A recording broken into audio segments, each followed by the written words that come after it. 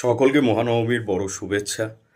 এবং দেখো, I am not properly dressed enough to talk, but সবাইকে এবং সবার পরিবারকে এই কথাটা জানানো খুবই জরুরি ছিল, কারণ আমি অনেক দিন হলো এই প্ল্যাটফর্মে কোনো ভিডিও বা কোনো পিকচার আপলোড করতে পারিনি।